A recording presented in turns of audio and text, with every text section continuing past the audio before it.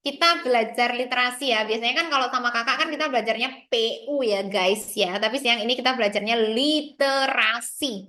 Jadi Mbak Mega, oh karena ini ada yang reguler juga. Ada yang belum pernah ketemu sama kakak. Jadi kakak kakak perkenalkan diri dulu ya. Oke, perkenalkan nama saya Mega Karunia. Kalian bisa manggil saya Mbak Mega, Kak Mega, atau Bu Mega juga boleh ya. Tapi kalau Bu Mega kan berat ya anakku ya. Tapi nggak apa-apa ya dipanggil Bu Mega juga. It's okay. Jadi di sini saya mengampu dua subtes. Ada literasi bahasa Indonesia dan juga PU atau KPU gitu ya. Cuma siang ini kita belajarnya literasi bahasa Indonesia. Masya Allah nih yang join banyak Polan. Happy nih. Ini harus fokus semuanya ya. Literasi bahasa Indonesia di siang hari kakak harap kalian semuanya fokus ya. Karena kan kalau untuk literasi bahasa Indonesia, Masya Allah bacaannya banyak pol ya nak. Jadi kakak harap kalian fokus ya untuk literasi bahasa Indonesia ini. Oke ya, kakak mulai share screen. Yau.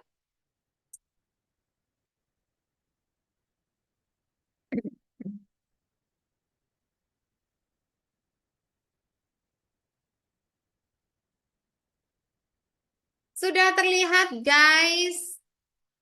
Tolong dijawab ya. Kalau kakak nanya, tolong dijawab. Yo anakku semuanya. Sudah. Makasih ya Dika. Masya Allah terharu. Rihana, makasih. Oke anakku, sudah ya. Jadi gini, karena ini pertemuan pertama kita belajar literasi bahasa Indonesia dengan Mbak Mega. Mungkin Mbak akan memberikan sedikit insight kaitannya sama literasi. Iya, benar sekali anakku. Ini dari buku ya. Handbook kalian. Handbook yang kalian dapat itu. Nah, modulnya itu warnanya apa? Kakak nggak tahu ya, cinta anakku. Ya, yang handbook biru ya, betul. Handbook yang warna biru, betul. Handbook biru paket 2, nomor 12. Karena kemarin last meeting waktu sama Kak Syakirina, itu kan sampai di soal nomor 11, ya toh? Sekarang kita lanjut ke soal nomor 12, begitu.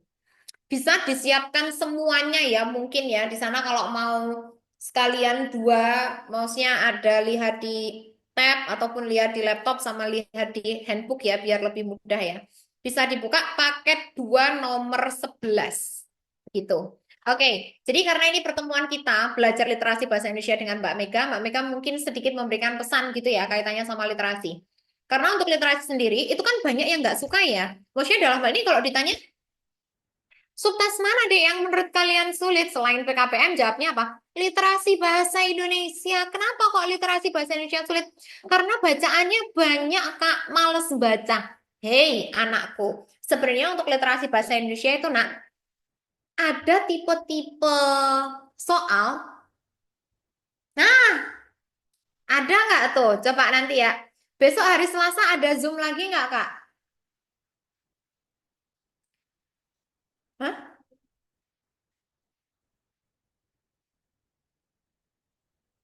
Kalau yang nanti ya, nanti dijawab sama kakak Mimin ya di situ ya. Bisa diketik-ketik nanti sama kakak Miminnya ya. Oke, jadi ke distract. Tadi apa ya? Jelasin apa? Oh iya, untuk toh Dek, betul banget toh. Mana tahun ini soal LBI ditambah. Jadi anakku gini nak. Untuk literasi bahasa Indonesia ini dengarkan ya. Ini masukkan di alam bawah sadar kalian. Jadi ketika nanti kalian mengerjakan soal literasi bahasa Indonesia, kalian teringat terngiang-ngiang ini dari pesan dari Mbak Mega. Untuk literasi bahasa Indonesia, kalau cerpen itu memang mau nggak mau kalian baca. Karena apa? Karena cerpen itu kan tipe soalnya tersirat. Ya toh, kalau tersirat itu misal kayak gini, kayak yang kemarin tahun 2024 mungkin di sini ada yang ini ya, ada yang apa yang udah lulus ya, yang kemarin tahun 24 sempat ikut. Anakku, kalau untuk yang cerpen itu kebanyakan tipe soalnya adalah seperti ini. Sifat, sikap, tokoh, tema, topik, latar, karakter, begitu. Jadi kalau kalian dapat tipe soal seperti yang kakak sebutkan barusan, itu kebanyakan jawabannya pasti tersirat. Kalau tersirat gimana?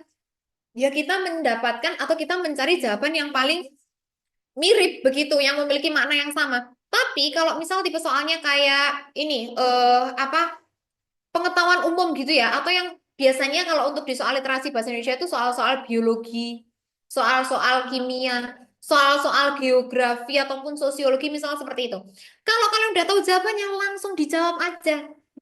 Jadi kalau kalian udah yakin sama jawabannya langsung jawab. Kalau kalian nggak yakin ya baca lagi. Karena kan biasanya ada tipe-tipe soal yang memang nggak perlu kita baca teksnya, kita udah tahu jawabannya. Begitu ya. Ini adalah sarannya dari Mbak Mega. Kalau untuk tipe soal yang bukan cerpen, nggak usah dibaca semuanya. Karena apa? Karena menghabiskan waktu. Tapi kalau tipe soalnya cerpen, kalian baca semuanya tapi jangan dinikmati. Kalau kalian lihat misal, oh ini cerpennya bagus nih, tak nikmati yo jangan yo. Cerpennya tetap bacanya harus pakai teknik apa kalau untuk di literasi? Scanning dan juga skimming. Jadi kita membaca cepat dan juga mengambil ide-idenya. Kita bisa tahu ide itu dari mana sih, Kak? Kita bisa tahu masalah yang dimunculkan di teks itu dari mana? Biasanya dia ada di mana? Bisa awal kalimat, di dalam suatu paragraf ya. Bisa di awal, bisa di akhir, ataupun bisa di gabungan. Nah, kalau teksnya itu berupa ini, maksudnya di dalam satu teks itu ada 5 paragraf atau 6 paragraf. Ya kalian baca aja awal-awal kalimatnya aja, anakku. Nggak usah semuanya. Karena kan biasanya selebihnya dia cuma jadi kalimat penjelas saja. Begitu. Gitu ya. Oke ya, kita mulai anakku. Untuk soal nomor 12 ya. Boleh kalau ada yang ditanyakan, boleh ditanyakan ya. Jangan malu-malu terkait dengan tipe soal yang literasi bahasa Indonesia. Karena kalau literasi bahasa Indonesia kan memang jawabannya ada yang tersurat, ada yang tersirat. Misal kalian masih belum paham kenapa jawabannya itu, ditanyakan aja. Sampai kalian paham. Karena nggak kerasa habis ini kalian juga langsung, ini toh tempur toh tanggal 23 udah mulai tempur ya. Jadi ditanyakan kalau bingung. Yuk, kita mulai untuk soal nomor 12. Nomor 12 di sini yang ditanyakan adalah energi nuklir menarik untuk dipilih sebagai salah satu alternatif dalam menghasilkan energi listrik. Karena apa? Sebenarnya dari sini aja mungkin ya kalau untuk anak IPA ataupun ini sebenarnya masuk juga ke dalam pengetahuan umum, kita bisa eliminasi. Untuk yang soal nomor 12 ini kan energi nuklir menarik. Berarti kan di dalam energi nuklir ini ada yang positifnya toh.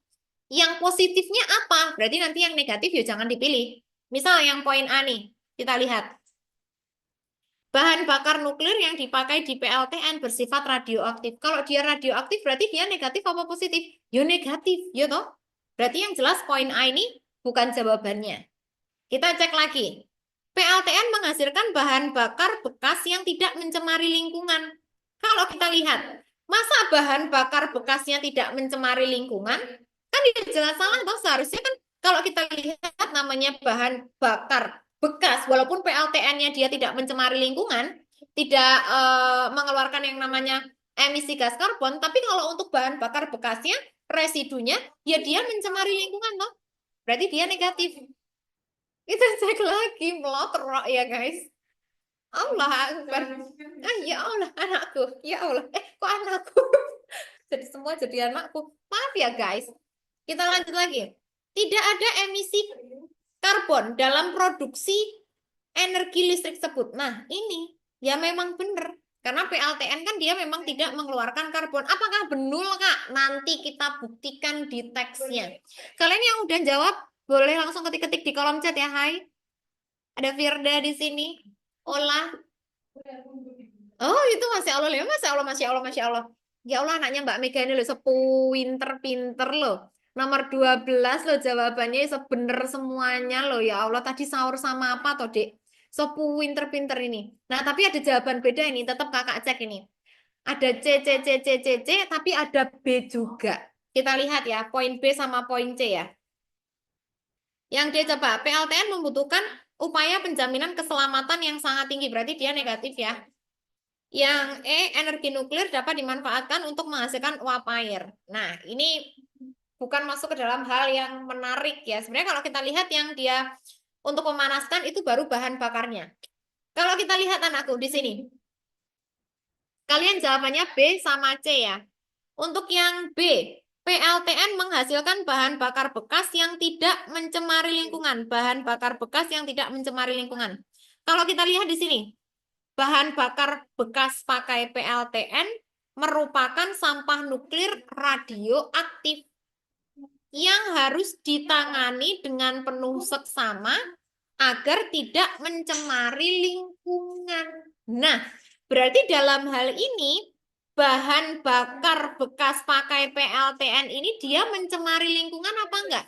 Karena di sini harus ditangani supaya tidak mencemari lingkungan kan berarti dia berpotensi bisa mencemari lingkungan. Ya toh kalau di sini dia bilangnya tidak mencemari lingkungan. Nah, ini yang membuat salah. Begitu.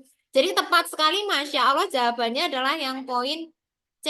Jos terbaik sepanjang masa andalan sejuta umat ya. Nomor 12 jawabannya poin C. Apakah benar yang poin C? Coba kita buktikan. Nah, sebenarnya secara baca tersirat jerut gitu ya. Kita ketemu di sini, Dek. PLTN menghasilkan energi listrik yang sangat besar, tapi biaya per kWh listrik PLTN relatif lebih kecil dari pemakaian listrik lain yang memanfaatkan batu bara dan minyak bumi. PLTN, nah ini loh Bes, ketemu loh Bes.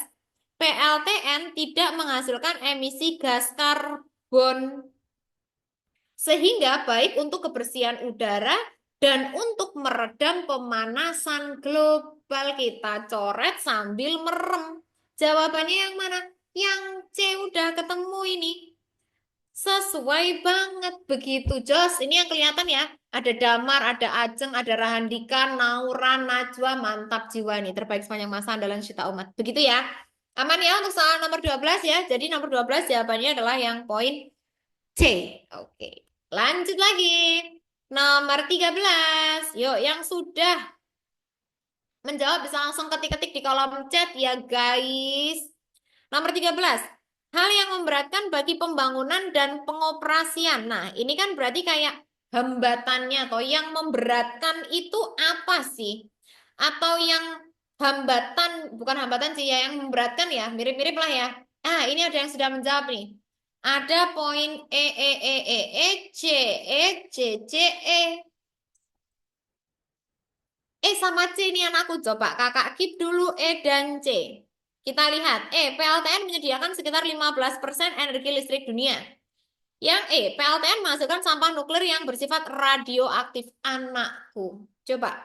Ini kan yang ditanyakan yang memberatkan. Berarti kan yang sisi negatifnya. Kalau kita lihat coba. Di situ mungkin yang poin C dulu.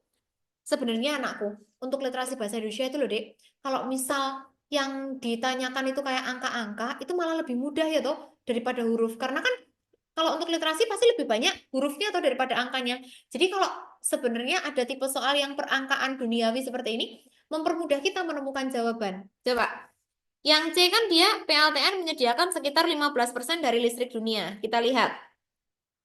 Di sini kan, saat ini PLTN menyediakan sekitar 15% dari listrik dunia. Sejak PLTN dibangun tahun 1960-an, pemanfaatan energi nuklir untuk membangkitkan listrik terus meningkat. Pada tahun 2012, lebih dari 400 PLTN di dunia berhasil beroperasi dan lebih dari 60 PLTN. Kalau kita lihat anakku, PLTN menyediakan sekitar 15% energi listrik dunia. Kalau menyediakan kan berarti dia positif tuh anakku. Berarti kan kita membantu toh si PLTN ini, ya kan? Karena kan PLTN dia menggunakan apa? Energi alternatif atau energi baru terbarukan yang digunakan untuk menggantikan energi fosil atau energi tradisional yang tidak bisa diperbarui. Berarti kalau dia bisa menyediakan 15% dari energi listrik dunia, ya dia positif. Dia membantu anakku. Ini kan yang ditanyakan yang memberatkan. Berarti yang memberatkan yang mana? Yang poin PLTN menghasilkan sampah nuklir yang bersifat radioaktif. Pinter sekali. Ada Firda, Zalfa, Ajeng, Damar, Duyanti Sekar Arum, mantap jiwa. Ini loh anakku. Nah, sama yang kayak tadi tuh. Ngek, ngek, ngek. Bahan bakar bekas pakai PLTN merupakan sampah nuklir radioaktif yang harus ditangani dengan penuh seksama agar tidak mencemari lingkungan. Ada C juga ini mantap jiwa. Betul semuanya. Gimana untuk ini bisa dipahami tidak anakku? Boleh kalau ada yang ditanyakan yuk. Anakku, kalian misalnya jawabnya beda itu nggak apa-apa lu ya. Nanti kita diskusikan bersama. Berbeda itu tidak apa-apa. Karena kan kita lagi belajar. Nanti kalau kalian tempur harus sama ya. Harus benar dan harus sama. Kalau sekarang nggak apa-apa. Misal ada yang salah atau mungkin kalian, kak aku tadi jawabnya yang B itu. Tapi kalian nggak nulis di situ. Kan jadi maksudnya dalam hal ini kalian jadi bertanya-tanya atau kenapa kok jawabanku bukan jawabannya begitu. Ya kan? Jadi ditanyakan aja nggak apa-apa, jangan malu-malu. Atau sebenarnya gini, ya nggak apa-apa sih. Sebenarnya untuk pembahasan literasi bahasa Indonesia itu, ini kan literasi bahasa Indonesia kan isinya bacaannya banyak.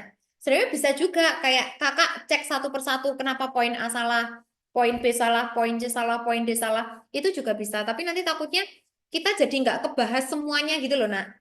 Jadi nggak kebahas semuanya. Jadi maksud kakak di sini, kalian jawab mana jawaban kalian. Misal nanti beda, kita cek begitu, gitu ya. Tapi nanti misal kalau ada yang request mau dibahas semuanya kak per optionnya, itu juga nggak apa-apa banget gitu ya. Cuma maksudnya kakak, biar nanti kita bisa bahas yang soal yang lain lagi gitu loh, maksudnya soalnya biar lebih banyak gitu. Karena kalau untuk literasi bahasa Indonesia kan bacaannya Masya Allah banyaknya pol ya anakku, begitu ya. Oke ya, lanjut lagi. Nomor 14. Nah, nomor 14 itu tak kasih tahu deh. Ini ada cara cepatnya. Tapi ini opini penulis ya. Oke, nggak apa-apa. Kakak kasih tahu cara cepatnya. Jadi, kalau untuk opini, kalau untuk di mana? Oh, udah ketemu toh kalian? Udah ketemu toh? Oke, nggak apa-apa ya. Ini kakak review lagi ya. Mungkin yang lainnya masih bertanya-tanya ini. Nomor 14 jawabannya apa? Nah, ini udah ada yang beda nih. Jawabannya beda nih. Oke nih, jawabannya beda. Jadi ada opini, ada fakta, dan juga ada opini penulis. Nah, wah ini jawabannya ada A dan C ini. Nanti kita cek ya. Hai Ella, Aiko, Jasmine, Naura, Rara. Coba, kalau kita lihat untuk opini, kata apa sih yang mengandung opini? Ada Marsha juga. Jadi sebenarnya anakku, kalian bisa menemukan untuk tipe soal yang opini saja ya, bukan opini penulis. Misal yang ditanyakan adalah opininya saja, kalian bisa menemukan jawabannya tanpa membaca teks. Khususon jika yang ditanyakan adalah opininya saja. Tapi kalau opini penulis, nah beda lagi. Opini penulis itu dia letak wow, kecoret bels. Lah kenapa ini kok jadi bertambah-tambah gini? Nah, kalau opini penulis itu dia berada di paragraf akhir atau opini yang diucapkan oleh penulis. Ini kalau opini penulis. Tapi kalau opini saja, itu kalian nggak usah baca teks. Kalau kalian di teks itu nemuin kata ini, mungkin, perkiraan, potensi, prediksi, berharap, apalagi mungkin, kira-kira, potensi, prediksi, proyeksi. Nah, ini nggak usah kamu baca teks deh, langsung dicoret aja. Kalau kalian nemuin ini di option, langsung dicoret sambil merem pasti benar. Tapi dengan syarat dia yang ditanyakan adalah hanya opini. Tapi kalau opini penulis ya dia berada di paragraf akhir ataupun yang diucapkan oleh penulisnya. Kalau fakta seperti apa? Fakta itu biasanya kata kuncinya apa sih? Berdasarkan data, ya toh, atau berdasarkan tabel, atau mungkin berdasarkan grafik seperti itu. Gitu ya, itu untuk fakta. Mungkin sebelum kembali ke soal nomor berapa tadi? 14. Kalau kakak punya contoh gini, ini masuk ke dalam apa? Berdasarkan data dari BPS, jumlah penduduk kota Yogyakarta pada tahun 2027 diprediksi berjumlah 100.000 jiwa. Berarti dia masuk ke dalam opini atau fakta? Nah, ini ada yang jawab. Ada fakta, ada fakta, ada fakta. Kalau misal, itu tadi kan dia bilangnya berdasarkan data dari BPS. Terus di setelahnya dia bilang apa? Jumlah penduduk kota Jogja tahun 2027 diprediksi. Diprediksi itu berarti sudah kejadian apa belum? Betul sekali. Nah, ini ada jawaban ini. Termasuk ke dalam opini, karena ada di prediksi opini, betul. Jadi anakku sebenarnya, kalau kalian nemuin ada satu fakta, ada satu opini, tetap dia masuk ke dalam opini. Karena kan dalam hal ini dia belum terjadi tuh anakku.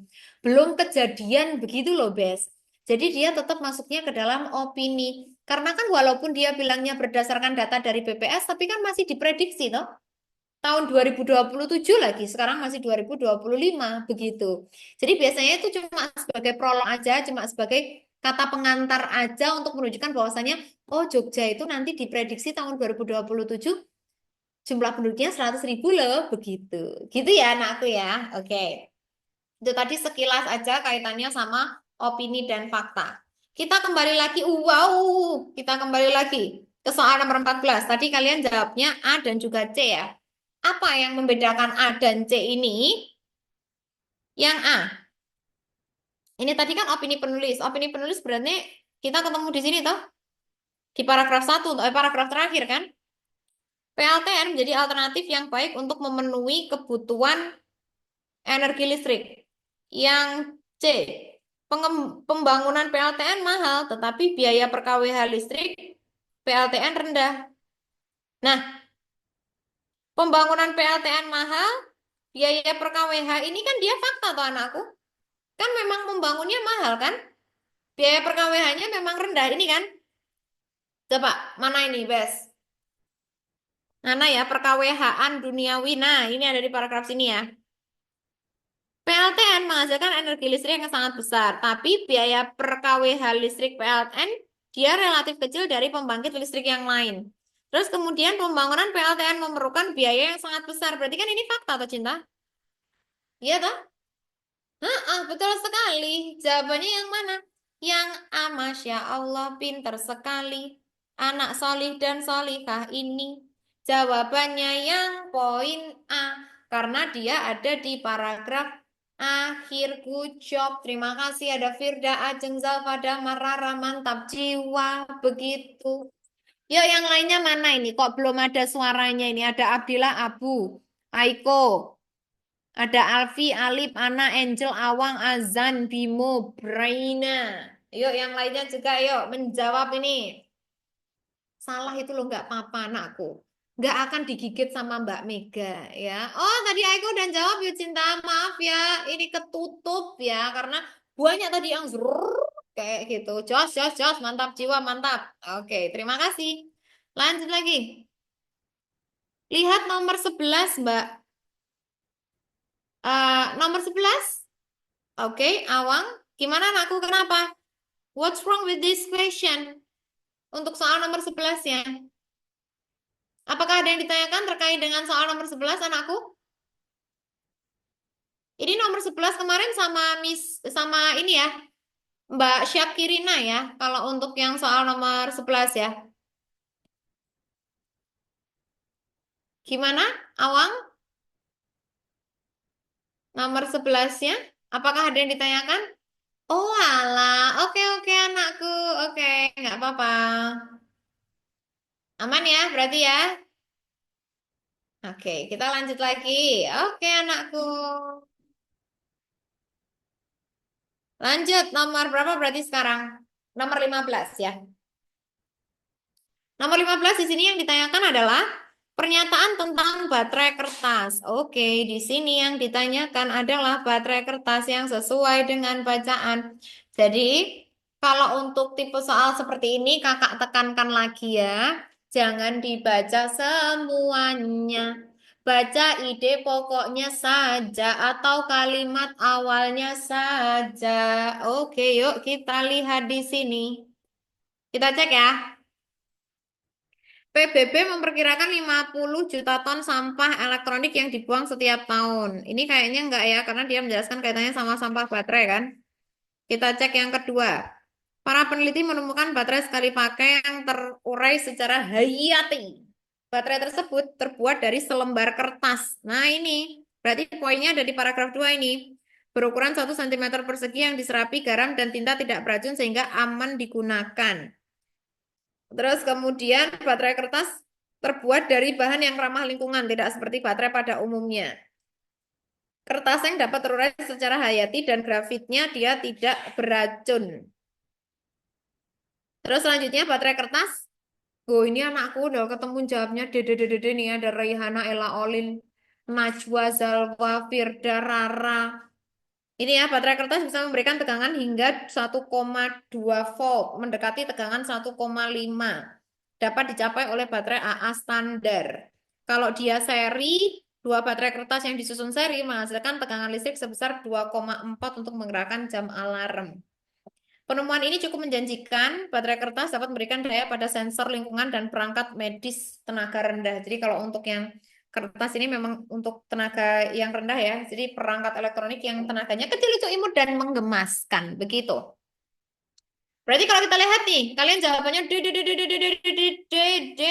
Oke. Yang A, bekasnya menjadi sampah elektronik yang beracun. Wong di situ kertas kok jadi sampah elektronik lo bikin acara sendiri tuh ini ya toh. Yang B, air yang diteteskan berfungsi sebagai sumber elektron.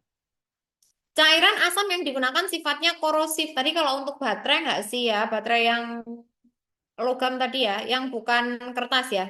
Bahan bakar, nah ini best ketemu, mantap jiwa. Bahan-bahan yang dipakai tidak merusak lingkungan. Nah ini, karena baterai kertas terbuat dari bahan yang ramah lingkungan, tidak seperti baterai umumnya. Karena kertas dan seng dapat terurai secara hayati dan grafitnya pun tidak beracun. Pinter sekali, Jas. Mantap, Sul. Nomor E ya, yang E, poin E. Baterai hanya dapat digunakan untuk peranti elektronik 1,2, bukan ya. Oke, Jas, mantap jiwa. Nomor 16. Nomor 16 di sini yang ditanyakan adalah fakta tentang baterai kertas. Yuk, sekarang lanjut lagi nomor 16. Anakku 16, 16, 16. Yuk. Fakta tentang baterai kertas. Faktanya apa? Mudah ini mah. Memiliki tegangan tetap 1,2 ketika dirangkai. Padahal enggak tetap ya ini. Ini kan tadi keterangannya apa? 1,2 hingga 1,5 volt ya. It's not true, right? Untuk yang A. Memiliki penampang seluas 1 cm dengan tebal. Memiliki penampang seluas 1 cm dengan tebal setebal kertas tinta. Tadi 1 cm. Coba kita cek lagi. Mana sih 1 cm ini ya? Baterai tersebut terbuat dari HA, berukuran ini diserapi garam dan tidak beracun sehingga aman. Oke. Kalian apa jawabannya ini, Dek? Nomor 16. D. C. D, D, D, D, D, C, C, C, C. C. Coba kita lihat. Yang C, semua komponennya terbuat dari logam cintaku. Apakah kertas itu terbuat dari logam tuh, Bes? Bes. Besti, apakah kertas itu dari logam tuh anakku? Bukan ya anakku. Berarti kurang tepat ya yang C ya. Komponen seng dan grafit membuat baterai tidak ringan. Nah, tadi yang menjawab poin D kalau dia menggunakan seng dan grafit seharusnya dia lebih ringan dong, jauh. Baterai tetap berfungsi meskipun kertas dalam keadaan kering. Nah, tadi aja ditetesi air lah. Kalau dalam keadaan kering seharusnya dia bisa meninggoy kan? Mana ya? Mungkin ada yang menyebutkan di sini. Nah, ini ketemu. Setelah 1 jam kertas akan mengering dan baterainya akan mati. Berarti kan dia tidak bisa dalam keadaan mengering kan? Berarti jawabannya yang mana yang tepat? Yang poin B, anakku memiliki penampang seluas 1 cm dengan tebal setebal kertas dan tinta. Ada itu di paragraf 2 sudah tersurat ya. Tersurat. Jos, pinter. Zalfa, Angel, Alfi, siapa lagi? Banyak macam ya yang di sana. Mantap, mantap, mantap. Masya Allah anaknya Mbak Mega ini. So pinter-pinter tenang loh ini. Pinter pol-polan loh ini, pol. Lanjut lagi, nomor 17. Nomor 17 di situ yang ditanyakan adalah baterai kertas menjadi penting karena, oke. Kenapa baterai kertas ini penting, Dek? Alasannya apa, Dek? Untuk soal nomor 17. C.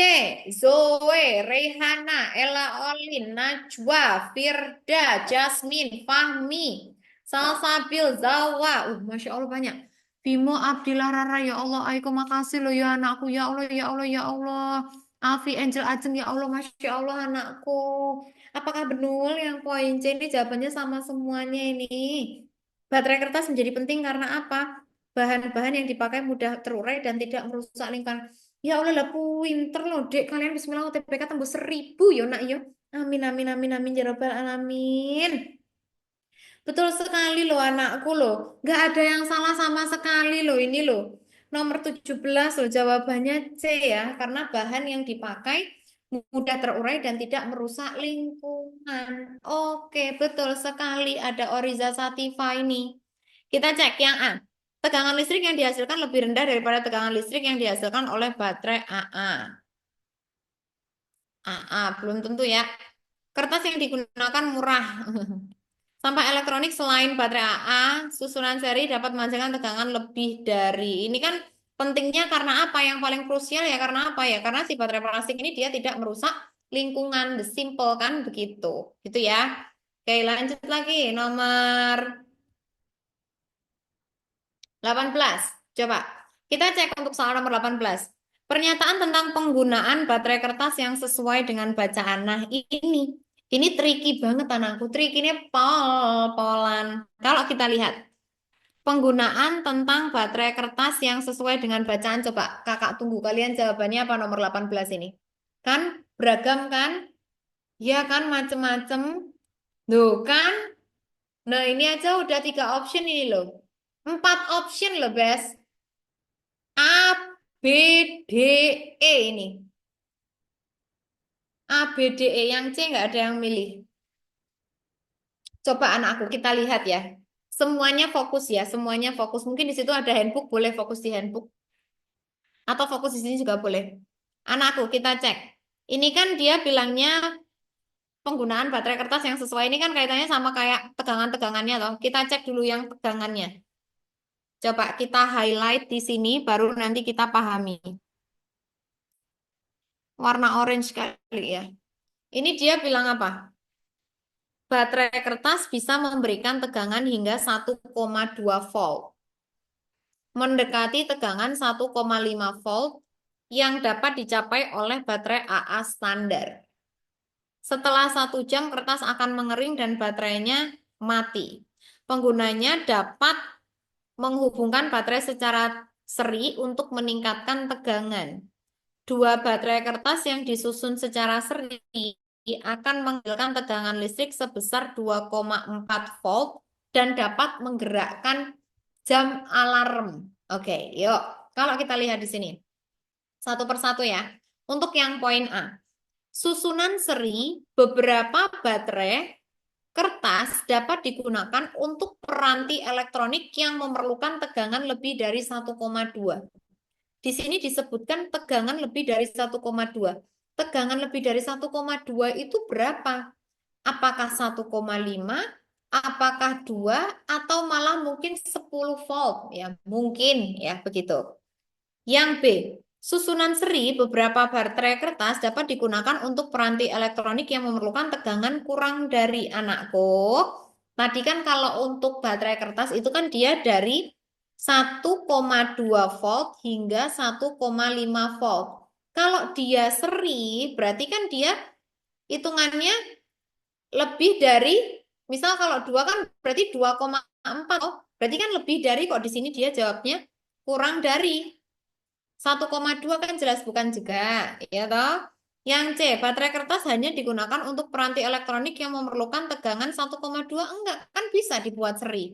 Dibuat seri kan bisa sampai 2,4. Bisa digunakan untuk menggerakkan jam alarm tadi.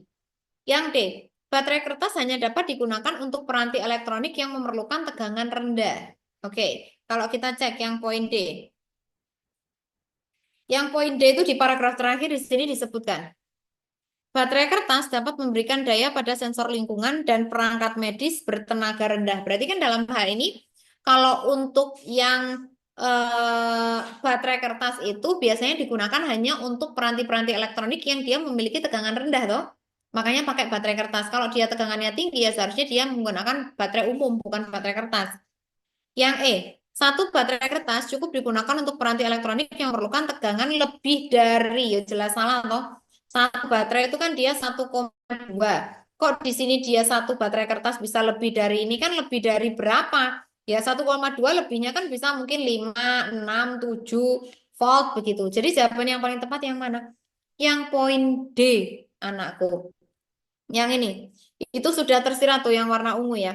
Baterai kertas hanya digunakan untuk peranti elektronik yang memiliki tegangan rendah, good job, Oriza, sama yang lainnya tadi. Mantap, Sul. Karena kalau kita lihat, yang A itu apa salah? Karena kita nggak tahu tuh, Dek. Lebih dari itu berapa. Sedangkan kalau untuk yang poin D, di sini sudah secara tersurat disebutkan bahwasanya baterai kertas itu digunakan untuk perangkat medis kan berarti kaitannya sama ya kita maknakan oh iya berarti perangkat elektronik toh perangkat medis elektronik yang dia tegangannya atau tenaganya butuh rendah begitu. Jadi untuk soal nomor 18 jawabannya adalah yang poin D. Gimana untuk ini? Ya Allah, anakku. Firda kedap-kedap ya ternyata dek kelincimu dek. Kaget. Kelincinya ternyata bisa bisa meremelek enak. Ya Allah. Dengerin Mbak Mega beneran ini kelincinya ini. Nomor 19 ya, lanjut ya. Kok iso dek kaget ya tadi barusan loh. Kok kedip gitu kelincinya astagfirullah. Firda, Firda. Ya, nomor 19 sekarang. Oh, ini udah teks beda anakku. Teks beda anakku, yuk. Semangat 45. Di soal nomor 19 di sini. Pernyataan tentang rendahnya kesetaraan gender dalam kehidupan sehari-hari di Indonesia yang sesuai. Yuk, kita baca sekilas aja ya. Ini kaitannya sama gender ya. Ada beberapa temuan menarik di dalam laporan World Bank 2020 tentang kesetaraan gender. Artinya, meskipun partisipasi gender dalam pendidikan tinggi, kesetaraan gender belum dicapai. Oke. Dan yang sedang jawab tuh ada B, ada A nih. Oke. Kemudian laporan tersebut menjelaskan erat kaitannya sama norma dan praktik yang berlaku masyarakat. Lah, ini ketemu nih. Faktor yang menyebabkan rendahnya kesetaraan gender ini. Nah, ini berarti jawabannya anakku. Faktor yang menyebabkan rendahnya kesetaraan gender diantaranya usia pernikahan yang terlalu dini, pembagian tanggung jawab mengasuh anak yang tidak seimbang. Dan juga rendahnya kesetaraan gender disebabkan oleh faktor struktural seperti banyak perempuan yang bekerja di sektor informal dan kegiatan ekonomi yang produktifnya rendah. Berarti apa ini, Dek? Ketemu ini, Cin. Yang poin A apa B? Ada A, ada B. Yang A, usia pernikahan terlalu dini. Kemudian tanggung jawab pengasuh anak tidak seimbang dan banyaknya perempuan yang bekerja di sektor informal. Iya ya, A ya. Yang B, ketimpangan dalam partisipasi kegiatan ekonomi meskipun adanya kesetaraan dalam akses pendidikan. Bukan ya? Di situ yang paling tepat adalah yang poin A, sesuai dengan paragraf 2. Pinter, Masya Allah, Jas. Mantap, Sony. Ada Salsabil, ada Firda, Abdillah, Oriza, Aiko, dan lain sebagainya yang di atas ya. Jos, jos, jos. Mantap jiwa. Oke ya, udah tersurat langsung. Lanjut lagi, anakku misal kalau ada yang ditanyakan boleh ya. Misal kalau kalian beda boleh anakku ditanyakan. Jangan malu-malu nanti kita diskusikan bersama ya, Bes. Yau. Oke, lanjut lagi nomor 20. Di soal nomor 20 di sini yang ditanyakan adalah pernyataan tentang pentingnya hak pribadi bagi perempuan. Kita lanjutkan tadi ya. Ini tadi faktor ini ya. Hal ini menjadikan kesetaraan gender dalam pendidikan, dalam bidang pendidikan menjadi penting. Kesetaraan gender dalam pendidikan dapat dicapai melalui tiga hal, yaitu hak mendapatkan pendidikan, hak proses pendidikan dalam lingkungan yang mendukung kesetaraan gender, hak akan hasil. Ya ini berarti ketemu no anakku. Ya toh? Jawabannya ketemu nih. Mana tadi lu kok hilang? Ini loh dek, kesetaraan gender dalam pendidikan dapat dicapai melalui tiga hal, yaitu hak untuk mendapatkan pendidikan, hak dalam proses pendidikan di dalam lingkungan yang mendukung kesetaraan, hak akan hasil pendidikan yang mendukung pencapaian keadilan. Berarti kalau di situ yang ditanyakan pentingnya hak pribadi bagi perempuan yang sesuai dengan bacaan kaitannya sama poin B. Pinter, Masya Allah, ada Zoe, ada Najwa, ada Fahmi, ada Aceng, ada Oriza. Mantap jiwa. Jawabannya yang poin B sudah tersurat ada di paragraf kedua. Ada jawaban lain nggak? Sudah tersurat ini, Dek. Sudah tersurat ini. Jawabannya ada di paragraf kedua. Begitu. Aman tidak anakku untuk ini? Aman ya. Oke, Salsabilau, Rehaina, Rehana, ya Rehana dan Aiko. Lanjut lagi Besti, nomor 21. Taratat, taratat. Kita lihat, yang 21 di sini yang ditanyakan apa sih? Apa sih? Kita cari warna birunya yang cantik kali ya. Tunggu, tunggu, tunggu.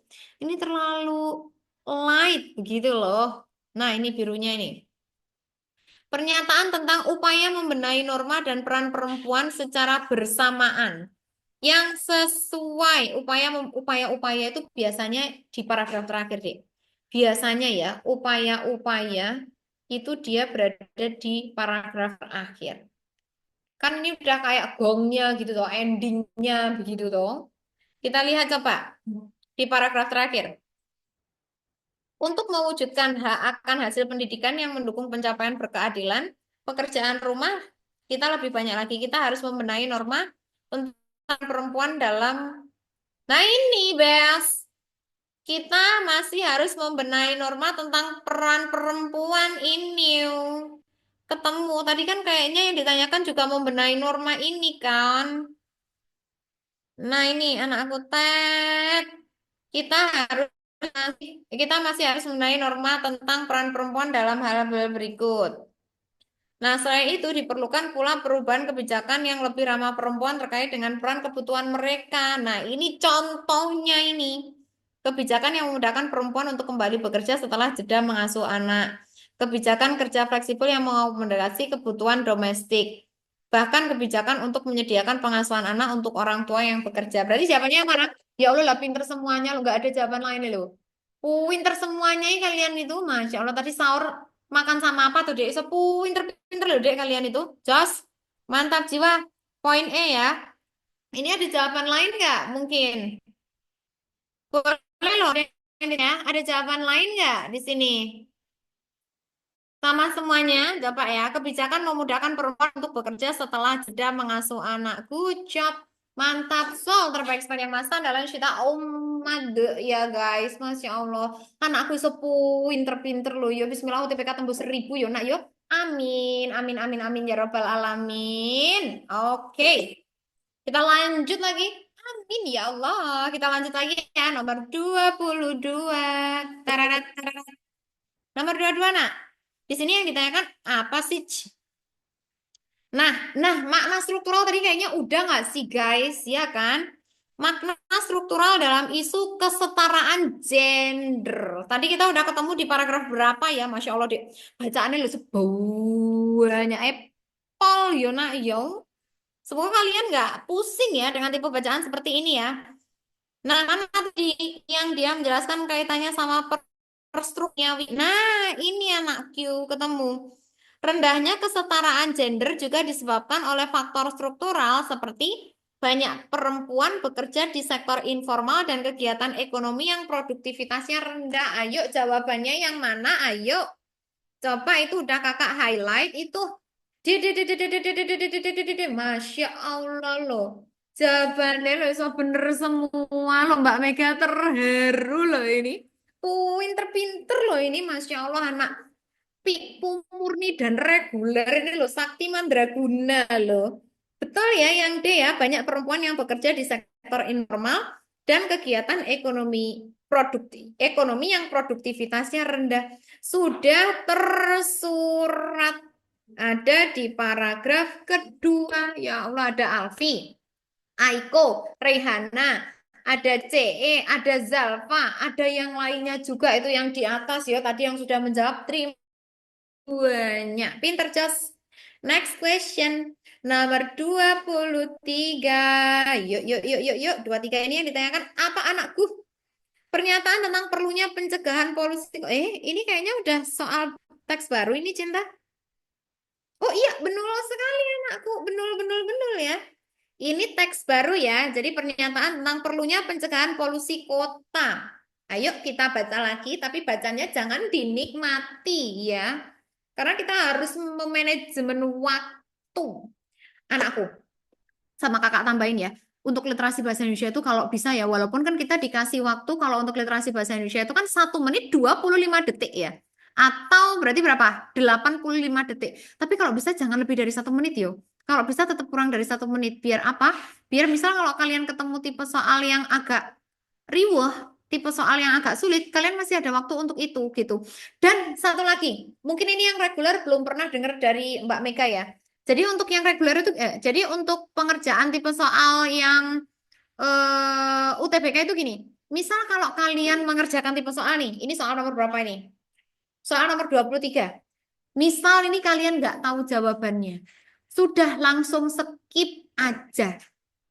Langsung skip aja, nggak usah fokus ke soal nomor 23 kalau kalian memang nggak tahu jawabannya. Jadi, kenapa seperti itu? Karena ketika kalian bingung, orang bingung itu kan kecenderungannya apa? Dia akan mengulang bacaan. Mengulang bacaan, entah itu yang di soalnya, optionnya, atau teksnya. Sedangkan waktunya terus berjalan. Jadi sarannya kakak, kalau kalian misal kesulitan ketika mengerjakan soal, di skip dulu aja, kalian kerjakan soal yang mudah. Kalau misal nanti masih ada waktu, ya insya Allah masih ada waktu kan, kalian kembali ke soal itu. Jadi jangan menikmati kebingungan, karena apa? Karena waktu terus berjalan. Bingung itu kita nggak kerasa loh, Dek. Bingung itu kita kayak menikmati. Tapi waktu terus berjalan begitu. Jadi biar nggak membuang-buang waktu, ketika kalian kesulitan mengerjakan soal, bisa langsung ke next question. Begitu ya. Oke ya. Coba untuk soal nomor 23 ya, kita baca. Kita baca sekilas. Di sini yang ditanyakan berpolusi dan minim ruang terbuka. Dua kata itu mungkin tepat digunakan untuk menggambarkan kondisi sejumlah besar kota Indonesia. Sejumlah kota besar di Indonesia ya.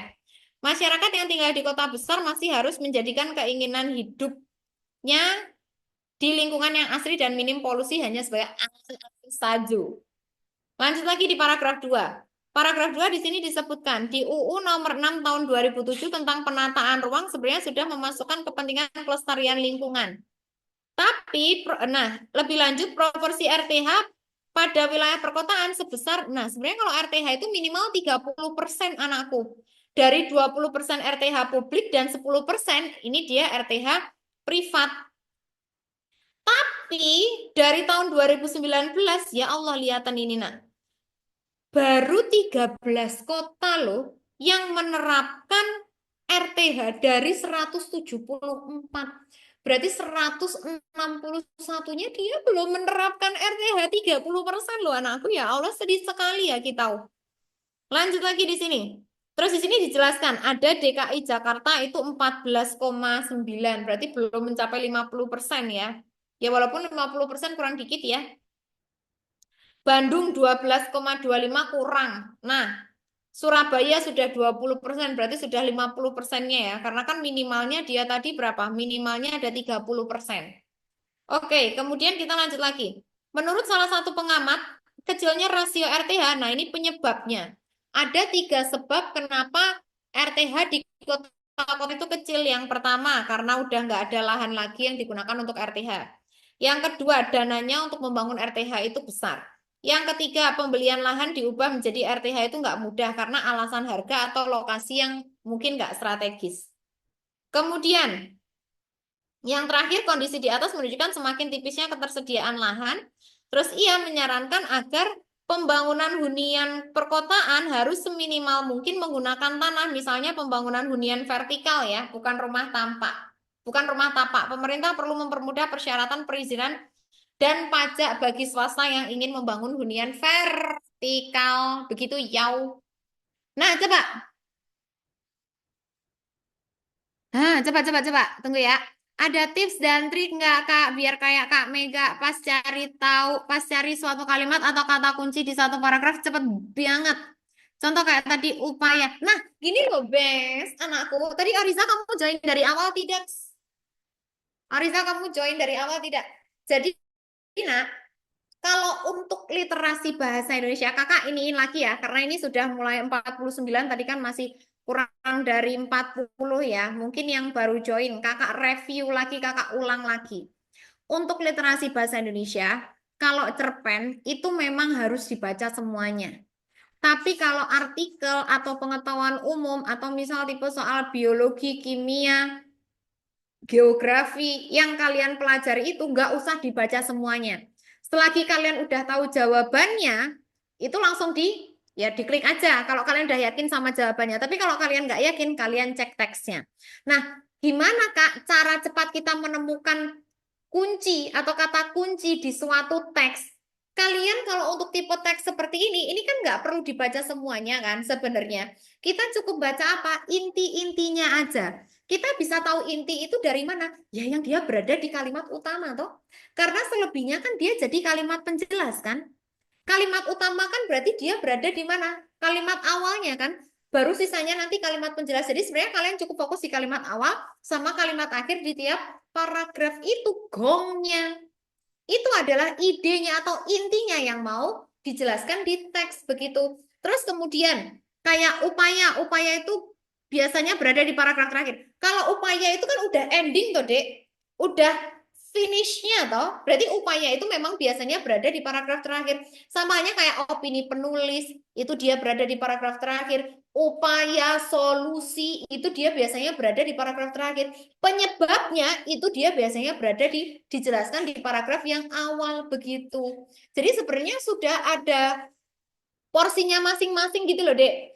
Kalau nanti opini ada di sini, kalau misal opini penulis ada di akhir, upaya ada di akhir. Misal kalau kita diminta untuk nemuin kayak kalimat, oh iya sama satu lagi kakak jadi. Oh udah ya, udah dapat poinnya ya. Oke, sama satu lagi kakak tambahin ini. Misal gini, apa bedanya? Kalau kita lihat kan sebenarnya kayak ide pokok, inti pokok, ide permasalahan, simpulan, gagasan pokok, gagasan pikiran itu kan sebenarnya sama semuanya ya. Tapi di sini yang membedakan adalah misal nanti ketika kalian di literasi bahasa Indonesia yang ditanyakan adalah simpulan yang letaknya di awal kalimat dan kalimat utama. Kalimat utama itu kan atau kalimat awal ya, kalimat awal. Bedanya kalimat awal dan juga simpulan yang ada di awal. Mungkin di sini ada yang tahu? Bedanya apa? Karena ini banyak banget yang kejebak sama kalimat awal dan juga simpulan yang letaknya di awal. Kalau simpulan yang ada di awal, itu berarti gabungan dari kalimat satu dan kalimat dua. Tapi kalau kalimat awal, ya berarti cukup satu kalimat aja. Jadi kalau di situ yang ditanyakan adalah kalimat awal, ya berarti kalimat satu aja. Tapi kalau simpulan yang dia misal jawabannya ada di awal, berarti simpulannya ada di kalimat satu dan kalimat dua. Begitu. Gitu ya, itu yang membedakan. Oh, oh betul sekali. Kalimat awal di tiap paragraf, entah itu paragraf satu, paragraf 2, paragraf 3, ataupun paragraf 4. Jadi kalau simpulan kan bisa secara keseluruhan, bisa di paragraf. Kalau tiap paragraf berarti simpulan misal dia ada di awal, berarti dia dua kalimat awal di tiap paragraf. Begitu ya anakku ya. Aman ya? Oke, kita lanjut lagi. Nomor 23 tadi kita udah baca ya berarti. 23 jawabannya apa yuk? Ada A. Yang lainnya boleh. B. Oke, ada A, ada B, ada apa lagi? Kakak keep dulu. Ana, Salsabila, Alia, Zoe, CE, Abdillah. A sama B. Coba kita lihat ya. Yang A. Mayoritas masyarakat Indonesia sulit mendapatkan udara yang bersih dan lingkungan yang nyaman. Oke, tadi ada yang di paragraf 1 ya, ini ya. Yang B, sebagian besar kota di Indonesia tidak memiliki ruang terbuka hijau. Kalau kita lihat ya, untuk yang poin A, kakak jelasin dulu. Ini kan dia bilangnya masyarakat yang tinggal di kota besar masih harus menjadikan keinginannya hidup di lingkungan yang asri dan minim polusi sebagai angan. Anakku dilihat di sini. Ini dia bilangnya apa? Masyarakat yang tinggal di kota besar. Masyarakat yang tinggal di kota besar. Kalau di sini dia bilangnya apa? Mayoritas masyarakat Indonesia. Nah, ini yang membuat kurang tepat. Seharusnya dia adalah masyarakat yang tinggal di kota besar, anakku. Jadi jawabannya yang tepat itu adalah yang poin B. Sebagian besar kota di Indonesia tidak memiliki ruang terbuka hijau. Lah ini karena baru 13 dari 174 kota di Indonesia yang mengikuti program kota hijau dan memiliki porsi RTH 30% atau lebih. Begitu ya anakku. Gimana untuk ini bisa dipahami nggak? Soalnya banyak ini yang menjawab poin A ini. Iya anakku, betul, betul, betul, betul. Betul. Bisa. Coba lihat soalnya, Kak. Oke, paham, paham, paham. Nah, ini. Kan di sini kan dia bilangnya perlunya pencegahan polusi di kota yang sesuai dengan bacaan di atas. Yang poin A itu kan dia bilangnya mayoritas masyarakat Indonesia sulit mendapatkan udara yang bersih dan lingkungan yang nyaman. Sedangkan di teks dia kan bilangnya masyarakat yang tinggal di kota besar. Kalau mayoritas masyarakat Indonesia kan mungkin di include ke pedesaan juga, atau sedangkan kalau di desa pasti, ya bukan pasti sih, maksudnya bisa kita asumsikan bahwasanya kalau untuk di desa itu udaranya dia lebih bersih dan juga lingkungannya lebih nyaman. Jadi untuk yang poin A salahnya karena dia bilangnya masyarakat, mayoritas masyarakat Indonesia. Seharusnya mayoritas masyarakat Indonesia yang tinggal di kota besar. Begitu. Jadi jawabannya untuk soal nomor 23 adalah poin B. Paham ya? Oke, kita ke next question. Lanjut lagi, nomor 24. Nah, masih sama ya soalnya ya. Hal penting yang perlu menjadi bahan evaluasi RTH. Apa ini yang perlu dievaluasi? Yang perlu dinilai, yang perlu diperbaiki, begitu ya? Apa kira-kira? Jawabannya apa yuk? Ini udah nih, woi, mantap, mantap, mantap. Ada A, ada B, ada apa lagi? Ayo yang lainnya kakak tunggu ini, kakak tunggu beneran ini loh. Yuk, jawabannya apa loh? Ada D juga, oke. Ada A, B, D, A, B, D. Ada E juga, yuk lengkap ini, Bes. Ada yang mau jawab poin C nggak ini? Ini udah A, B, D, E. Ini ada yang sudah memilih ini. Tinggal C ini, diobrol ini sama Mbak Mika ini. Ada yang mau poin C nggak? A, B, D, E, B, E. Oke, yuk coba. Coba anakku kita baca satu persatu ya. Kenapa kalian jawabannya kok beragam banget sih lo, Bes? Yang A, jumlah kota di Indonesia yang mematuhi, ya wait, ini kakak hapus dulu ya, biar enak. Kok warnanya tetap orange toh, Bes? Kita lihat ya. Jumlah kota di Indonesia yang mematuhi peraturan tata ruang masih sangat sedikit, betul sekali ya. Di sini 13 dari 174. Yang B, porsi ruang terbuka hijau publik lebih rendah daripada ruang anakku. Ruang hijaunya apa? Publik dan juga privat, yo. Ini kenapa jadi ada swasta, yo, Bes? Yang B kurang tepat, yo, anakku. Yang C, tingkat polusi yang terjadi di kota-kota besar melebihi ambang batas. Tidak dijelaskan ya di situ perambang batasan duniawi, yau. Yang D, biaya untuk menyediakan tanaman dan pepohonan di ruang terbuka masih sangat mahal. Biaya untuk menyediakan tanaman dan pepohonan masih sangat mahal. Ini berarti lebih ke apanya tadi ya, penyebabnya ya. Yang E, pemerintah daerah belum memiliki kemampuan teknis. Mana ini, Beas? Yang kemampuan teknis, Beas? Untuk mengembangkan kota yang ramah lingkungan. Tidak ada yo. Jawabannya yang paling tepat yang mana? Yang A, anakku. Yang A ini loh, anakku. Jumlah kota di Indonesia yang mematuhi peraturan tata ruang masih sedikit. Oleh karena itu, perlu yang namanya evaluasi. Gimana untuk ini bisa dipahami nggak? Kan di sini disebutkan juga toh bahwasanya dari baru 13 loh dari 174 kota di Indonesia yang dia melakukan atau yang dia menerapkan yang namanya RTH. Iya toh, berarti kan sedikit ya pol. Iya toh nak, makanya perlu dievaluasi. Begitu ya, paham ya? Oke. Nomor 25. Ote, ote, ote. Lanjut, 25. Di sini yang ditanyakan hijaunya terlalu centereng ya. Ini tak ganti hijaunya biar cantik ya. Hijau daun ya anakku. Oke.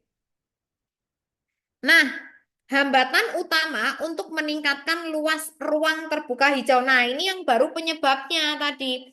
Kenapa kok kota-kota besar itu nomor satu, 25 atau BS? Nach. Kenapa kok di kota-kota besar itu masih belum banyak yang menerapkan yang namanya ruang terbuka hijau, ya toh? Kita lihat tadi yang penyebabnya tadi mana? Paragraf berapa ya tadi penyebab-penyebab. Nah, ini anakku ada di paragraf keempat ya. Coba kita lihat di sini. Hei, salah. Tunggu. Mau pakai highlight. Menurut salah satu pengamat, kecilnya rasio RTH di kota-kota besar disebabkan karena tiga hal. Tiga hal itu apa saja? Yang pertama, minimnya lahan yang dimiliki pemerintah setempat untuk dikembangkan menjadi RTH. Yang kedua, pemerintah tidak memiliki dana untuk menambah ruang terbuka. Yang ketiga, penyebab pembelian lahan untuk diubah menjadi ruang terbuka hijau tidak mudah baik karena alasan harga atau lokasi yang tidak strategis. Berarti yang utama itu yang mana?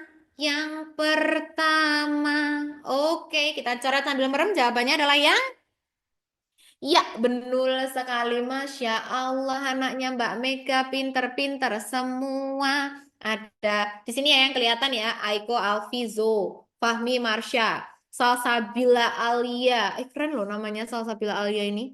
Naila Lutfia, Lepu pinter-pinter loh, Masya Allah, anaknya Mbak Mega ini jos. Mantap Sul, terbaik sepanjang masa andalan Syuta Umat. Jawabannya yang C, ada Brina. Brina, mantap jiwa. Ih, Brina lucu banget itu kecilannya Brina ya pasti cute. Cute, cute, wow. Kayaknya lucu banget Brina, Masya Allah cute, cute, wow banget kamu anakku. Cute, cute, wow. Lanjut lagi ya, nomor 26. Pernyataan tentang upaya peningkatan RTH.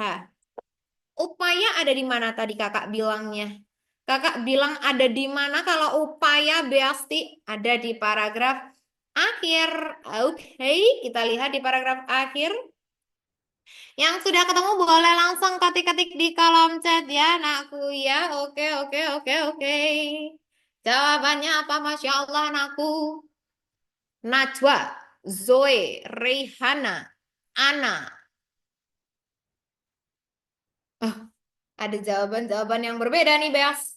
Kakak keep dulu ya. Ada A dan juga C ya. Coba ya, kakak. Kita cek dulu ya. Yang ini kan dia bilangnya gini. Kondisi di atas, yang paragraf terakhir ya, anakku. Kondisi di atas menunjukkan semakin tipisnya ketersediaan lahan. Ia menyarankan agar pembangunan hunian di perkotaan harus seminimal mungkin menggunakan tanah. Misalnya, dengan membangun hunian vertikal bukan rumah tapak, pemerintah perlu mempermudah persyaratan perizinan dan pajak bagi swasta yang membangun hunian vertikal. Berarti yang mana? Ella, hai Ella, Ajeng HNP. Yang mana berarti jawabannya? Yang C ya anakku, pemerintah perlu memberikan intensif, intensif. Ya Allah, insentif anakku, pikku kali ya intensif. Insentif. Pemerintah perlu memberikan insentif untuk mendorong pembangunan hunian vertikal ini ya toh? Sudah sesuai toh anakku? Kayak yang di paragraf akhir betul sekali ada Oriza, Ajeng, Ella, HNP, anak F. Itu siapa mantap jiwa nggak kelihatan ya? Keren-keren kalian semuanya jawabannya benul, benul, benul, benul, benul. Yang A, pemerintah telah menerbitkan aturan tentang tata ruang. Nah, tapi dalam hal ini kan walaupun dia sudah menerbitkan aturan, tapi tetap dia ada kendalanya gitu loh, Dek. Nah, upayanya apa ini? Loh, kok tak hapus? Upayanya apa? Begitu tahu? Yang C ya. Lanjut lagi nomor 27. Nah, ini. Ini adalah soal-soal kesukaan murid-muridnya Mbak Mega ini pasti, ya kan? Jadi anakku, kalian jangan merasa berat atau terbebani ya dengan tipe soal seperti ini. Nah, anggap aja ini tuh kayak tipe soal ABC-an gitu loh anakku. Jangan merasa bahwasanya ya Allah Kak, aku kalau udah dapet tipe soal kayak gini tuh kayak capek banget. Jangan seperti itu ya, anggap aja ini tuh tipe soal yang ABC pada umumnya gitu loh ya. Coba kalau kita lihat di sini. Yang A, perkembangan kehidupan masyarakat desa terjadi karena kuatnya arus globalisasi. Wow, Reihana mantap jiwa Reihana. Reihana sudah menjawab. Reihana yang lainnya mana kakak? Tunggu kakak tunggu. Kita urut aja deh ya warnanya ya biar nanti mudah. Perkembangan kehidupan masyarakat desa terjadi karena kuatnya arus globalisasi. Globalisasi yang melanda desa mengakibatkan perubahan pada kehidupan pribadi. Globalisasi mengakibatkan terjadinya perubahan sosial, ekonomi, dan budaya. Globalisasi selalu menimbulkan kerugian pada kehidupan masyarakat desa. Terbukanya isolasi pada masyarakat desa terjadi karena kuatnya arus globalisasi. Ya kan? Yuk, kita lihat. Kita cek ya di sini ya. Arus globalisasi yang melanda daerah pedesaan dapat menimbulkan perubahan besar. Nah, ini ya. Pola kehidupan masyarakat desa tersebut dapat berupa terbukanya isolasi dan terjadinya perubahan sosial, ekonomi, budaya, dan masyarakat desa. Nah, berarti dari sini kita sudah menemukan ini, Dek. Coba yang pink dulu ya. Arus globalisasi yang melanda daerah pedesaan menimbulkan perubahan besar pada kehidupan. Ya, toh? Berarti ini benul ya? Benul. Yang kedua, globalisasi ini tadi kan perubahan pada kehidupan desa berupa terbukanya isolasi dan terjadinya perubahan sosial, ekonomi, dan budaya masyarakat desa. Berarti ini salah. Karena di sini cuma kehidupan pribadi aja. Yang C, ini berarti dia benar, ya kan? Karena globalisasi mengakibatkan perubahan sosial, ekonomi, dan budaya kan ini. Nah, perubahan sosial, ekonomi, dan budaya masyarakat desa benul ya. Heeh, ih pinter-pinter lo anakku lo. Ih pinter-pinter lo anakku lo, Masya Allah lo. Betul lo jawabnya lo. Coba yang D. Yang D ini apa nih? Betul, betul, betul, betul, betul, betul, salah, betul, betul, betul, BS. Yang deglobalisasi selalu menimbulkan kerugian pada, sebenarnya kalau kita lihat yang D aja masa iya sih selalu kan ya enggak tuh D. Iya kan sebenarnya globalisasi selalu menimbulkan kerugian pada kehidupan masyarakat desa. Kalau kita lihat tuh Jin, di sini kan di sini ada perubahan apa tadi? Ekonomi, perubahan budaya, perubahan sosial. Ya toh? Kalau kita lihat loh, di sini dia menjelaskan apa? Ini positif, positif, positif. Lah kok di sini dia selalu menimbulkan kerugian? Yo, it's not true toh, yo, Bes. Yang terakhir, terbukanya isolasi pada masyarakat desa terjadinya karena kuatnya arus globalisasi. Terbukanya isolasi. Yang ini toh, kemudahan transportasi ini. Nah, desa yang terkena arus lalu memiliki kemampuan beradaptasi, bla bla bla. Ya udah, berarti apa ini? Benul. Ya udah jawabannya berarti apa ini anakku? Benul, salah, benul, salah, benul. BS, BS, B. Begitu. Easy toh ya, ketemu toh ya. Oke, lanjut lagi nomor 28. Fakta yang menunjukkan kondisi perubahan sosial. Kita cek langsung yang kaitannya sama perubahan sosial yang mana itu anakku. Ini ya. Perubahan sosial merupakan perubahan kehidupan masyarakat menuju keadaan baru yang berbeda dengan keadaan sebelumnya. Keadaan baru yang berbeda dengan keadaan sebelumnya. Berarti mana? Keadaan baru yang berbeda dengan keadaan sebelumnya. Berarti yang poin apa? Ada E, ada D, ada B. B, D, E.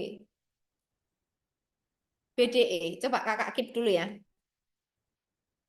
B, D, E. Yang lainnya boleh? Udah BDE aja, coba kita lihat ya. Kehidupan baru meninggalkan tata cara kehidupan yang lama. Kondisi kehidupan baru yang berbeda dengan kehidupan yang lama.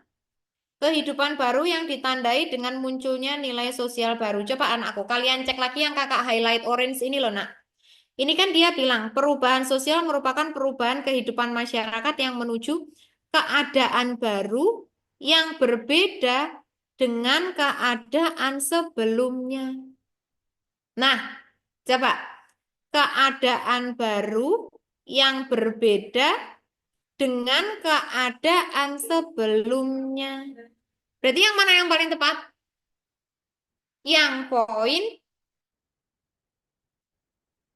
D, anakku. Ya toh? Keadaan sosial kehidupan yang baru berbeda. Ini loh, Dek, yang membuat jadi jawabannya, yang membedakan. Nah, kalau kita cek yang poin B apa yang membuat salah? Dia bilangnya apa? Meninggalkan loh, nggak meninggalkan. Waduh, deh, deh, deh, deh. Mantap juga Devita. Yang munculnya ini yang membuat salah.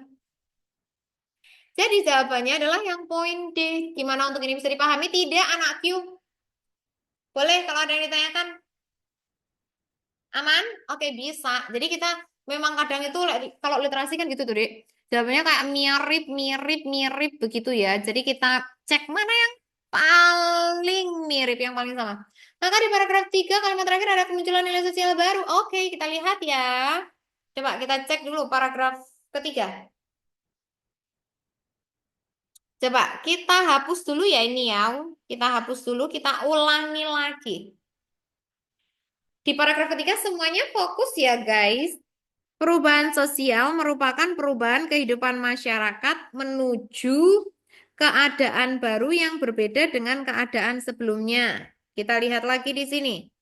Perubahan sosial yang terjadi akibat arus globalisasi, terutama dalam hal pengenalan teknologi, cara mencari nafkah, bermigrasi, pengenalan ide baru, dan kemunculan nilai-nilai sosial baru. Oke ya, ini ya, berarti yang kaitannya sama nilai-nilai sosial baru yang melengkapi atau menggantikan nilai-nilai sosial yang lama. Oke, yuk. Ini kemunculan nilai sosial baru yang menggantikan nilai sosial yang lama. Kita lihat ya, nilai baru, nilai sosial baru menggantikan nilai sosial yang lama. Kehidupan baru ditandai dengan munculnya nilai sosial baru. Seharusnya gini, Cinta. Yang poin E itu memang kalau mau benar, itu seharusnya dia bilangnya kemunculan nilai sosial baru menggantikan nilai sosial yang lama. Nilai sosial, wait. Nilai sosial baru, dia menggantikan nilai sosial yang lama. Kalau keadaan, ini kan udah sesuai toh. Kalau di sini kan dia kondisi yang berbeda dengan kehidupan. Ini sama-sama kehidupan. Ini kehidupan, ini dia sosial. Nah, iya harus persis plek plek plek plek plek plek plek kalau tersurat anakku. Begitu. Jadi seharusnya yang poin E kalau memang mau dia menjelaskan kaitannya sama nilai sosial, ya memang sebelumnya dia juga harus sama-sama menjelaskan nilai sosial. Begitu anakku. Gimana? Karena yang poin D, kenapa poin D yang paling tepat? Karena sama-sama dia menjelaskan kaitannya sama kehidupan yang berbeda. Begitu. Kehidupan yang baru berbeda dengan kehidupan yang lama. Gimana untuk ini bisa dipahami? Tidak, anakku. Boleh kalau ada yang ditanyakan, yo. Oke, sama-sama anakku. Lanjut lagi ya. Nomor 29. 29 di sini yang ditanyakan adalah globalisasi telah banyak mengubah cara berpikir masyarakat desa dari non-analitik menjadi analitik. Yang mana itu, Bes? Nah, paragraf akhir ya. Perubahan sosial yang terjadi akibat globalisasi telah banyak mengubah cara berpikir masyarakat desa dari non-analitik menjadi analitik. Ya udah, berarti akibatnya apa? Masyarakat desa menjadi lebih rasional dalam berpikir. Contohnya, pengelolaan, tunggu kakak kasih warna lain, astagfirullahaladzim ya. Pengelolaan sumber daya yang berdasar kebiasaan. Penilaian kemampuan kerja berubah dari standar status menjadi lebih objektif. Perilaku kerja masyarakat yang terbiasa dengan komunikasi lisan menjadi tulisan. Pola perekonomian yang bersifat konsumtif menjadi produktif. Yang mana yuk? Yang poin apa itu berarti? Nah, ini ya yang poin E ya, betul sekali. Oke, Jos, mantap jiwa.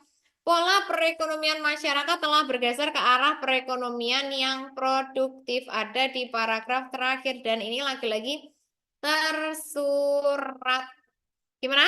Oh, ada yang D juga. Yang D apa ya, Cinta? Coba kita keep dulu ya yang D.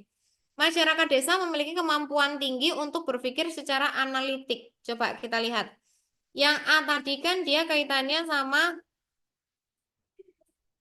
akibatnya masyarakat desa menjadi lebih rasional dan berpikir dalam berpikir dan bekerja. Penilaian standar objektif, perilaku, lisan menjadi tulisan, konsumtif menjadi ini. Bukan ya anakku ya, jawabannya yang paling tepat tetap yang E ya. Di situ tidak menjelaskan masyarakat desa memiliki kemampuan yang tinggi untuk berpikir secara analitik. Tidak ada ya, ini yang membuat salah ya. Jadi jawabannya yang poin E, gimana? Aman untuk ini anakku? Aman ya, kita bisa lanjut lagi ya. Good job pada Fahmi, Zoe, Rehana, dan lain sebagainya. Jos. Oke. Coba, ini the last question ya. Habis itu kita, oh coba. Coba kita cek dulu di situ ya, ada yang nanya. Implikasi itu maksud secara tersirat atau tersirat ya, Kak? Implikasi itu kan jadi sama halnya kalau kalian belajar KPU, KPU mantap lanjut. Oke lanjut, ya Allah anakku. Jadi gini, kakak jelasin dulu kaitannya sama implikasi. Kalian kan belajar di KPU kan ada yang namanya silogisme. Silogisme itu kan dua pernyataan yang saling berimplikasi. Berimplikasi itu apa sih? Di dalamnya itu saling ada kaitannya sama sebab akibat gitu loh, Dek. Di dalamnya ada sebab akibatnya. Begitu. Jadi dia saling berimplikasi atau saling berhubungan. Implikasi itu masuk ke dalam soalnya, cintaku. Jadi nggak dijelasin di teksnya. Jadi di teksnya itu nggak ada. Cuma di sini yang ditanyakan di soal adalah implikasinya. Kan di sini yang ditanyakan implikasi pernyataan tersebut adalah, oh iya begitu paham ya. Oke, terima kasih cintaku. Jadi ini yang ditanyakan di soalnya. Bukan ini nggak ada di teksnya, nggak ada di teksnya, tapi ini yang ditanyakan di soal begitu ya. Oke, terima kasih sama-sama anakku. Oke, lanjut lagi ya. Nomor 30 ya, habis itu kita screenshot ya. Nomor 30 menurut bacaan. Fakta berikut yang bukan merupakan akibat dari globalisasi. Jadi kalau kalian dapat tipe soal seperti ini, nak, sebenarnya kalian tinggal eliminasi aja. Jadi kalian cari aja mana di situ yang masuk ke dalam akibat dari globalisasi. Yuk, sisanya pasti bukan. Ya toh? Mana ini? Coba kita lihat ya. Hai, kita lihat di sini. Perubahan, coba kita cek satu persatu. Perubahan kehidupan masyarakat desa mengakibatkan turunnya keterbukaan isolasi. Oke. Yang kedua, kondisi ekonomi masyarakat semakin baik seiring dengan maraknya globalisasi. Yang C, arus globalisasi telah menimbulkan perubahan besar pada kehidupan masyarakat desa. Yang D, kondisi budaya mengalami perubahan besar akibat kuatnya tekanan globalisasi. Atau yang E, perubahan sosial merupakan fenomena yang terjadi akibat kuatnya. Ini benar ya ini ya? Yang E benar. Yang D bener. Yang C bener. Ah, kalian jawabnya A sama B nih. Coba. Kakak pengen tahu kali alasan yang menjawab poin A apa, yang B apa. Coba ketik-ketik di kolom chat. Alasan kalian memilih poin A, alasannya apa? Yang B, alasannya apa? Yuk, kakak tunggu. Yuk, nggak apa-apa, diketik-ketik aja. Alasannya kenapa? Yang A sama yang B. Yang memilih B alasannya apa? Yang memilih A alasannya apa? A itu nggak sesuai sama teks. A itu harusnya isolasi naik, turunnya keterbatasan isolasi. Kalau turunnya keterbukaan itu makin tertutup. Yang A paragraf 2 ada keterbukaan. B karena kondisi ekonomi semakin baik. Karena A ada kalimat menurunnya keterbukaan. Padahal dalam teks isolasi harusnya naik. Karena dalam, Masya Allah terharu loh. Terharu loh ini Mbak Mega, kalian menjawab semua pertanyaan dari Mbak Mega, terharu. Masya Allah, I love you to the moon and back. Karena dalam globalisasi harusnya tidak menurunkan keterbukaan. Karena turun lek, lek, lek, lek. Sayang, karena dengan adanya globalisasi harusnya meningkatnya. Iya, benar. Gimana cintaku? Yang lainnya. Ini masih A semuanya ya, yang ngasih contoh ini. Yang B-nya belum ngasih penjelasan ini. Alasannya kenapa kalian jawab yang poin B itu. Ini masih A pejuang A semuanya ini. Oke, nanti ya cinta. Kita screenshot bersama-sama ya anakku. Kita screenshotnya bersama-sama ya nanti ya. Oke. Yang poin B ini belum ngasih alasan kenapa memilih poin B. Anakku. Ini loh, Dek, yang nomor 30 itu, ini kan yang ditanyakan yang bukan, berarti bukan merupakan akibat dari globalisasi. Kalau kita lihat akibat dari globalisasi itu apa? Perubahan ekonomi masyarakat desa mengakibatkan turunnya keterbukaan isolasi. Seharusnya untuk keterbukaan isolasi dia semakin naik. Karena apa? Karena adanya globalisasi. Jadi jawabannya yang mana? Yang poin A, Besti.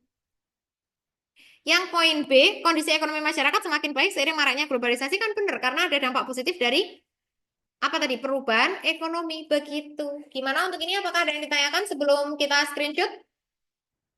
Boleh sambil screenshot. Misal kalau ada yang ditanyakan boleh ditanyakan ya. Ketik-ketik di kolom chat. It's okay. Nomor 30 silakan. Nomor 29. Paham, aman, oke. Iya. 28. Oke. Oke, yuk 29.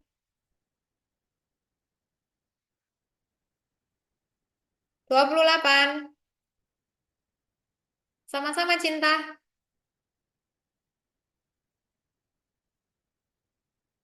27.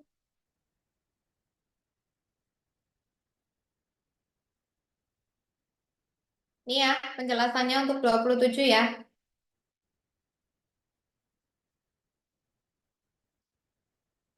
26.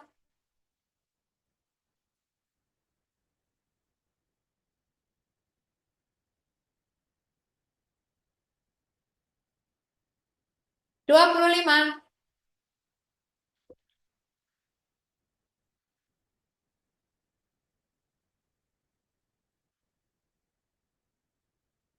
24.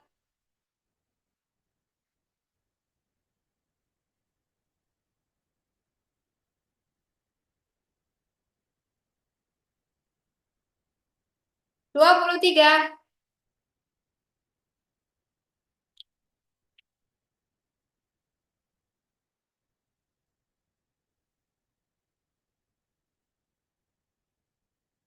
22.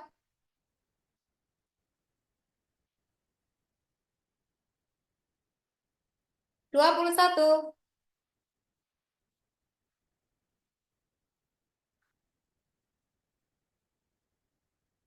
20.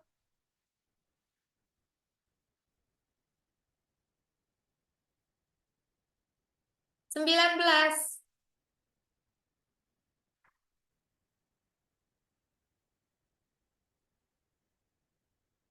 Delapan belas. Hmm.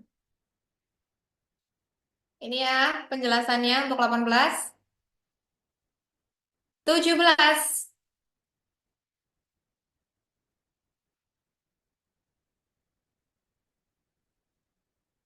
16.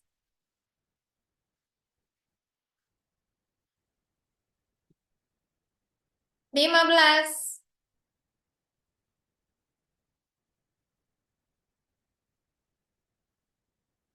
Nah, ini penjelasannya 14. 13. 12. Oke, alhamdulillahirrohmanirrohim. Apakah ada yang ditanyakan mungkin sebelum kakak tutup anakku? Tidak ada, baik. Jika tidak ada yang ditanyakan kakak tutup ya. Oke, sekian pembelajaran hari ini. Semoga bermanfaat. Jangan lupa jaga kesehatan. Tetap semangat dan selalu bahagia. Terima kasih. Selamat sore. Assalamualaikum. See you.